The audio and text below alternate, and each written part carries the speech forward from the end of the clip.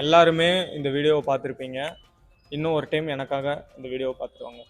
Fitness கோச்சா அவ்வளோ பேர் உங்களை ஃபாலோ பண்ணுறாங்க, அட்வைஸ் அவங்க கேட்குறாங்க அப்படிங்கிறப்போ அந்த ஸ்கிரிப்ட் கரெக்டாக தப்பா, அதில் உண்மை இருக்கா பொய் இருக்கான்னு பார்த்து சொல்ல வேண்டிய ஒரு நல்ல ஃபிட்னஸ் கோச்சோட பொறுப்பா நான் பார்க்குறேன். நீங்கள் சொன்னது மிஸ்இன்ஃபர்மேஷன், நீங்களே ஒத்துக்கிறீங்க.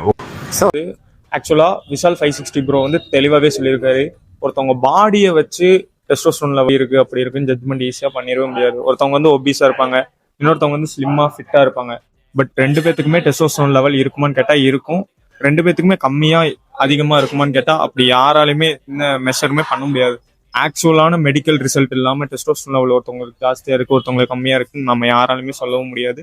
ஆக்சுவலாக சிலாஜித்துங்கிறது வந்து இந்த ஹில்லி ரீஜனில் கிடைக்கிற ஒரு மினரல் பேஸ்டு ப்ராடக்ட் தான். அதை தான் நம்ம சிலாஜித்துன்னு கன்சியூம் பண்ணுறோம்.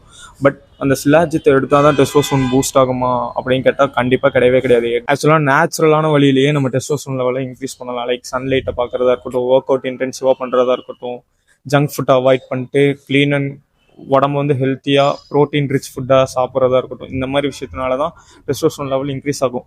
ஏன்ஷியன்ட் பீரியடில் நம்மளோட முன்னோர்களுக்கு இருந்த டெஸ்டோஸ்டெரானை விட நம்மளுக்கு இப்போ கம்மியாக தான் இருக்குது. அது ரியலாக உண்மை தான்.